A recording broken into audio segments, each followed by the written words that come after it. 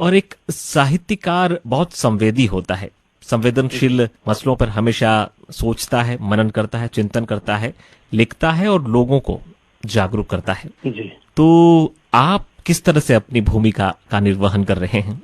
जी, जब से कोरोना चालू हुआ था तो ये देखा गया कि लोग बिल्कुल घरों में बंद हो गए थे जी। और लॉकडाउन की स्थितियां बन गई थी। और हमारे जो योद्धा थे, कोरोना योद्धा, जी। वो काम पे लगे हुए थे। इसी दौरान कई दृश्य ऐसे सामने आए मेरे समक्ष, और वीडियो के माध्यम से, अखबारों में न्यूज छपी उसके हिसाब से, कि उनको पढ़कर और देखकर मन एकदम द्रवित हो उठा कि कैसी परिस्थिति आ गई हमारे सामने। बिल्कुल। तो मैंने आपको मैं जिक्र करना चाहूंगा एक दृश्य में, आपको यदि आप इजाजत दें तो बताता हूँ। हाँ। एक वीडियो आया था हमारे समक्ष उसी दौरान। एक नर्स अपने अस्पताल के दरवाजे पे खड़ी थी और उनके पति अपने एक छोटे से 1-1.5 साल का बच्चा होगा जी। उसको लेकर मोटरसाइकिल से आते हैं। वो बच्चा मोटरसाइकिल पर ही बैठा है और दूर से ही माँ को देखता है, करीब करीब 15-20 फीट की दूरी थी। तो देख के बड़ा मन ऐसा द्रवित हो उठा कि कैसी व्यवस्था आ गई है जी। कि एक माँ अपने बेटे के सिर पर हाथ नहीं फेर सकती है। बिल्कुल। और बेटा अपनी माँ के आंचल में नहीं जा सकता है। तो ऐसे दृश्य काफी प्रभावित कर गए कि कितना खराब समय आ गया है कि हम एक दूसरे के माँ बेटे के साथ पास नहीं जा सकते हैं। बिल्कुल, मानवता के लिए बहुत बड़ी चुनौती है। बहुत बड़ी चुनौती थी और बहुत बड़ा उन योद्धाओं का त्याग भी था जी। कि उन्होंने, मतलब ये भी देखने में आया कि लोग महीनों अपने घर नहीं गए। ऐसे एक इस कड़ी में एक और चीज बताऊंगा मैं आपको। एक दृश्य और देखने में आया था कि एक पुलिस के बड़े अधिकारी अपने घर पर जाते हैं और घर के दरवाजे से बाहर एक स्टूल पर बैठ के भोजन करते हैं वो। और उनकी पत्नी जो है वो वहां दूर से ही, और उनका एक बच्चा था वो भी 1.5-2 साल का ही होगा जी। वो दोनों दरवाजे पे खड़े होकर देखते हैं। पिता जो है, जो पुलिस अधिकारी के रूप में है, एक योद्धा के रूप में थे, और वो दरवाजे पर बैठकर भोजन करते हैं और वहीं से वापस अपनी ड्यूटी के लिए निकल जाते हैं।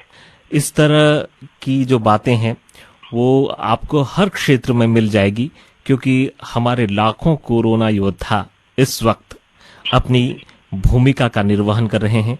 हमारे लिए रात दिन लगे हुए हैं कि किसी तरह से ये जो महामारी समाप्त हो, हमारे बीच से चली जाए। तो मेरा नगरवासियों से निवेदन है कि वो घर से जब भी बाहर निकले तो उन योद्धाओं को, बलिदान को याद रखें जी, कि हम बेवजह बाहर कहीं नहीं घूमे। बिल्कुल। अब जैसे कि अभी बिल्कुल 15 अगस्त आ ही रहा है, तो हम उस बात के लिए उनकी प्रेरणा और त्याग को, बलिदान को याद करते हैं झंडा वंदन करके जी। राष्ट्र ध्वज का ध्वजारोहण करते हैं।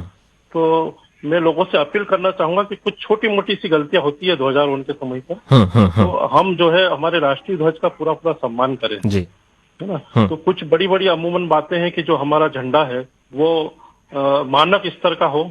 मानक स्तर का मतलब है कि 3:2 का, मतलब कि यदि वो 2 फीट लंबा है तो 3 फीट चौड़ा होना चाहिए जी, है ना। और तीनों रंगों में हो, ऊपर केसरिया रंग होगा, बीच में सफेद होगा, नीचे हरा रंग होगा जी। तो जनरली लोग फहराते समय ये गलतियां हो जाती है कि झंडा उल्टा हो जाता है। तो हमें इस बात का विशेष ध्यान रखना है कि हमारा झंडा सीधा रहे।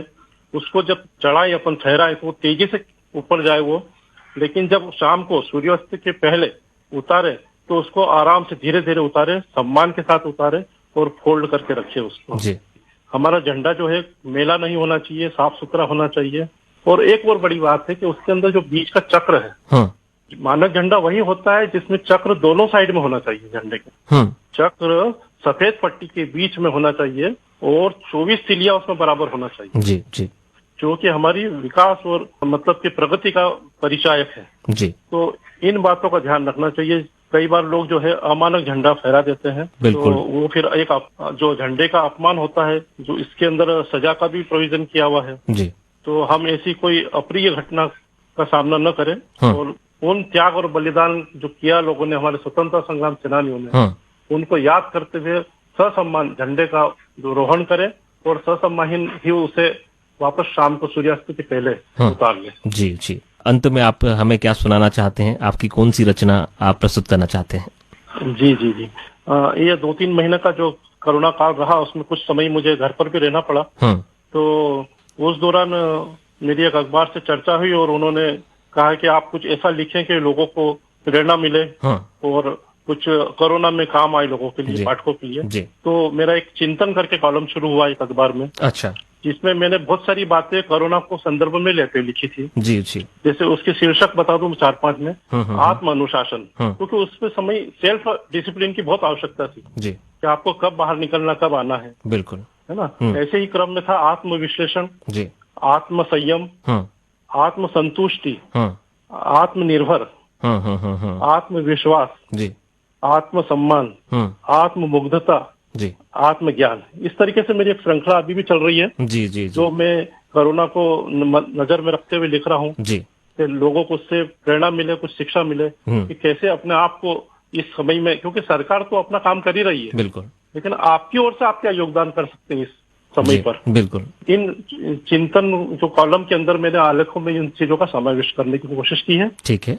इसी दौरान मैं जैसे कि लघु कथा लिखता हूँ जी, तो आप कहे तो मैं उसको सुना दूं जी।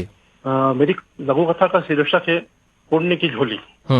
उस समय हमने देखा था कि मजदूर लोग घर से पलायन कर रहे थे जी, है ना, और काफी जगह पे उनके कैंप लगे हुए थे और लोग उनको सहायता कर रहे थे।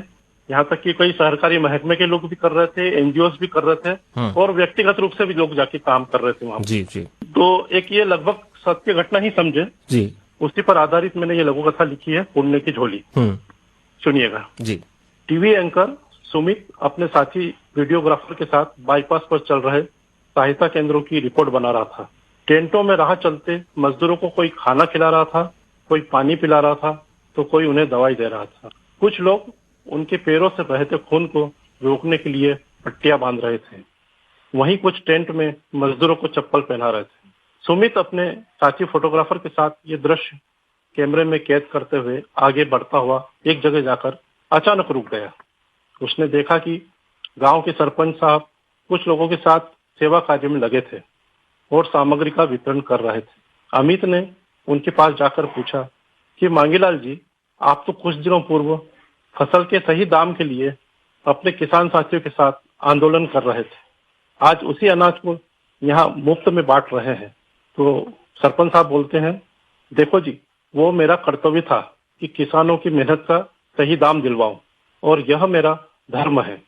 हम गांव वालों ने यह तय किया है कि इस साल गांव में जो भी धार्मिक आयोजन, शादी विवाह समारोह में खर्च होने वाला था, उसे बचाकर इन मजदूरों की सहायता की सेवा में लगाएंगे। फिर फसल बेचकर तो हम केवल अपना पर्स भर लेते, लेकिन उसी अनाज को दान में देकर हमने पुण्य की झोली भर ली है जी। ये मेरी लघु कथा थी जी। एक में एक शेर है जो गाने के रूप में आया था जी बाद में जी, वो मैं सुनाना चाहूंगा यदि जी। सुनाइए। कहाँ तक मन को अंधेरे चलेंगे, कहाँ तक मन को अंधेरे चलेंगे, उदासी भरे दिन कभी तो ढलेंगे। जी जी जी। तो किशोर कुमार साहब ने आवाज दी थी, फिल्म बातों बातों में था जी। यदि आप सुना पाए तो सब लोगों को अच्छा लगेगा। देवेंद्र सिंह सिसोदिया जी, आप जुड़े और बहुत सारी बातों के साथ आपने चर्चा की, उसके लिए बहुत बहुत धन्यवाद। बहुत बहुत धन्यवाद सर, आभार। आपने मेरी बात रखने का मौका दिया, अवसर दिया।